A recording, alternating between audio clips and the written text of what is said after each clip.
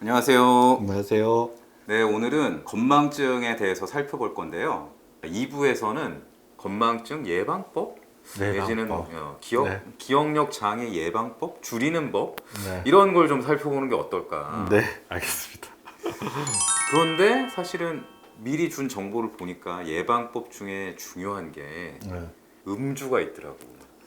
술을 어느 정도 먹어? 술은 좋아하는데 근데 워낙 지병이 있어서 많이 안 먹으려고 하는데 일주일에 몇 번?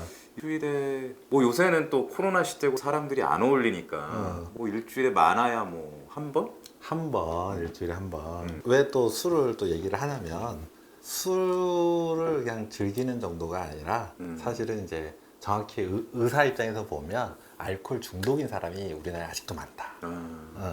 굉장히 물론 정말 심한 분은 약간 뭐죠, 몇 끼니마다 먹는 거죠. 반주 삼아서. 반주 삼아 먹고, 어떤 분은 술을 한번 먹으면은 술을 계속 먹기 위해서 그냥 뭐 옛날 같으면 여관 이런 데 가서 2박 3일을 먹어요. 정말 중증의 경우에.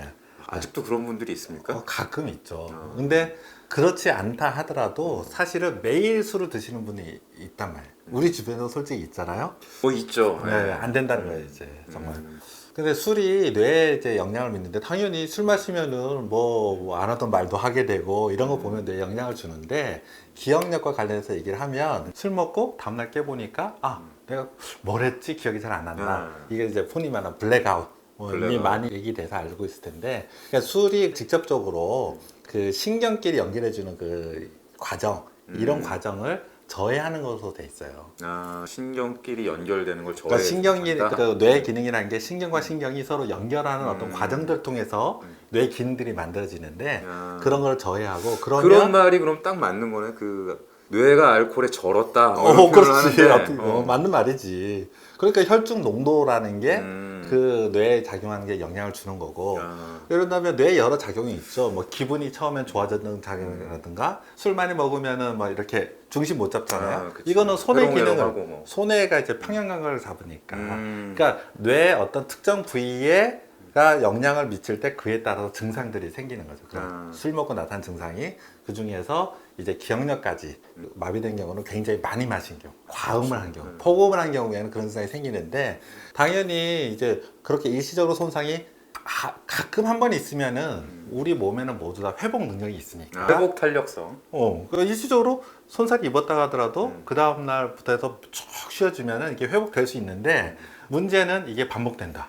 뇌가 회복될 기회를 안 주는 거야. 술을 계속 그러면 먹어서. 뇌를 직접적으로 작용하는 그런 경우니까 당연히 기억력이 떨어지는 거고, 이거는 이제 급성적인, 대개는 술을 포금하고 다음날 기억력이 떨어지는 걸 말하는데, 문제는 사실은 만성적으로 음주를 한 분, 예를 들어 막 5, 60대에 뭐 젊었을 때부터 뭐 주 몇 회 이상 그냥 포금을 하면서 쭉 알코올 중독인 분 뇌를 찍어보면 사실 인터넷 뒤져보면 그게 나와요. 뇌 자체가 일단 전반적으로 쪼그라들어 있어요. 그러니까 뇌 기능이 전반적으로 떨어져 있는 거고, 그리고 이런 거 외에도 술을 먹으면 영양분 중에 바이타민 B1이라고 해서 티아민이라는 성분이 있는데, 이 성분 섭취를 저해를 시켜줘요. 그래서 정말 아까처럼 끼니 때마다 술 드시고 이런 분들 중에서는 진짜 소량이 필요한 그 비타민인데 이 섭취가 안 되는 거예요. 비타민 섭취를 해도 흡수가 안 되는 건가? 흡수도 안 되고, 그리고 밥 대신 술 마시는 분도 있잖아요.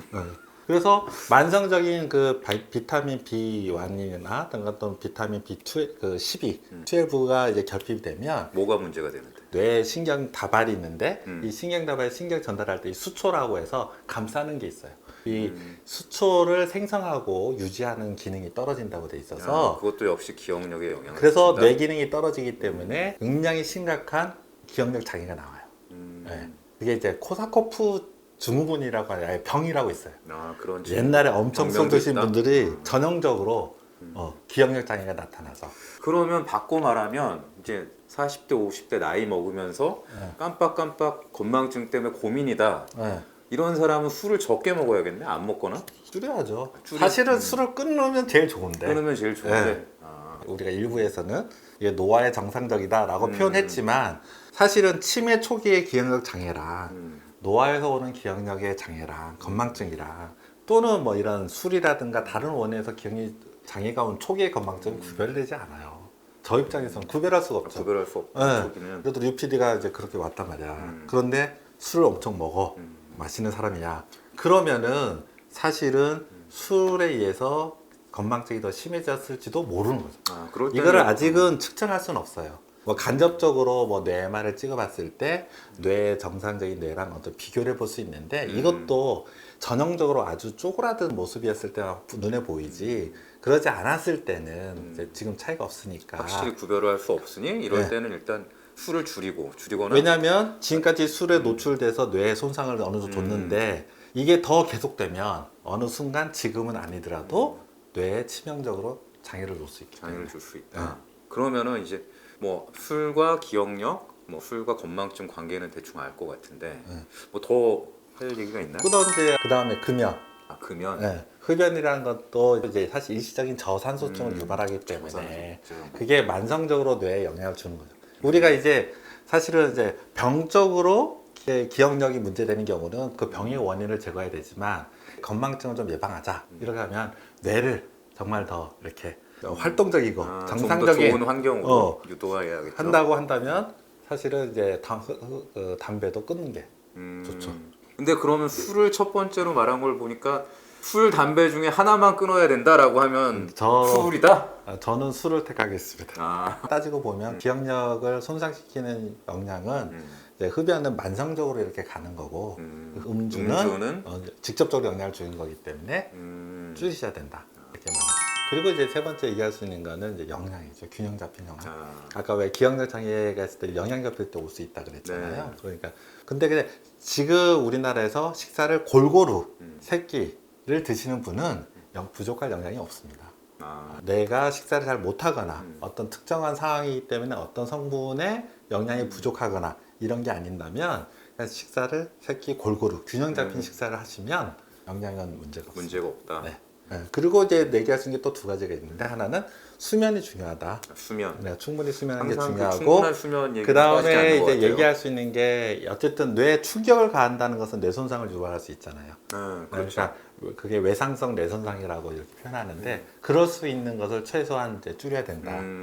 어쨌든 뭐 자전거 탈 때 헬멧 쓴다든가 뇌 손상을 유발할 수 있는 것을 조심히 하는 게 필요하죠. 그러면 지금 예방법을 살펴봤는데 네. 이걸 한번 쫙 한번 다시 또 칠판에 한번 정리를 해드릴게요. 기억력 장애를 예방하려면 1. 과도한 알코올 섭취를 하지 않는다. 2. 담배를 피우지 않는다. 3. 헬멧이나 안전벨트를 통해 외상성 뇌 손상 예방. 4. 적절한 수면, 잠을 충분히 자요. 5. 균형 잡힌 식사를 통한 적절한 영양 섭취.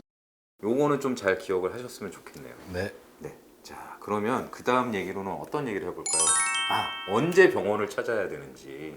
내가 지금 깜빡깜빡하는 증상이 있는데 병원에 가야 되나 싶은 경우가 있을 것 같아요. 언제 병원을 찾는 게 좋을까요? 그러니까 어쨌든 제일 첫 번째는 그거죠. 그러니까 뭔가 일상생활이 안 된다. 일상생활이 안 될 때. 예.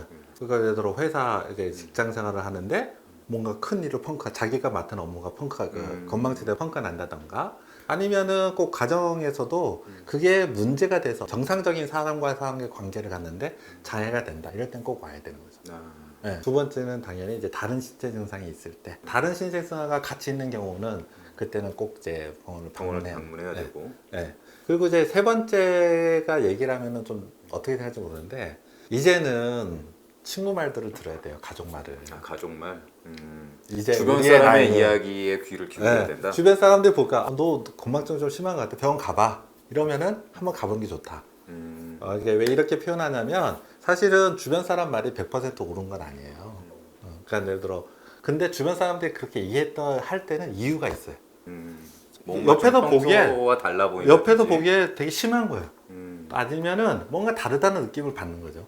그게 뚜렷하게 말할 수 없지만 그게 굉장히 중요한 어떤 단서이기 때문에 그런 경우는 오시는 게 좋다. 뭐 꼭 건망증뿐만이 아니라 내가 내 상태를 잘 모를 때가 많거든요. 네, 많고 그다음 이제 건망증 같은 경우는 또 특이한 게 자기는 잘 몰라요. 이게 문제라는 특히 거야. 더 그러겠네. 건망증. 잘 모르지. 그러니까 주변에서 보고 회사에서든 아니면은 가족에서든 요즘 좀 이상해. 요즘 좀 너무 깜빡하는 이런 것도 이런 건 좀 문제 있는 거 아니냐? 이런 얘기들을 하는 사람들이 오히려 더 먼저죠. 그러니까 근데 대부분은 뭐냐면 사람은 그래요. 자기한테 싫은 얘기 안 좋아해요. 안 좋아지. 그리고 나이를 먹으면 네. 더 안 좋아하는 것 같아. 저는 뒤늦게 그 사실을 알아가지고 요즘은 안 좋은 얘기를 잘 안 하려고 합니다. 예전에는 대놓고 얘기를 많이 했는데 직원을 많이 하는 스타일. 아, 사람은 이게 왜냐하면 기본적으로 이거 방어 심리이기 때문에 그렇죠. 예, 안 좋. 그러니까 너 기억력 안 좋아 이런 얘기들 부정하게 돼 있어요 처음에. 너가 왜 안 좋아? 아, 난 단순히 깜빡한 거야. 아니 그럴 수 있지. 살다 보면 그런 거 깜빡할 수 있지. 이게 사람의 당연한 심리예요. 근데 이제 제가 오늘 하고 싶은 얘기는 저도 그러려고 하는데 이제 40, 50대가 넘어서 점점 나이가 들면 주변 얘기에 대해서 자기가 싫은 얘기라도 한 번쯤 귀 기울여서 아 그런가 하는 생각을 해볼 필요가 있다.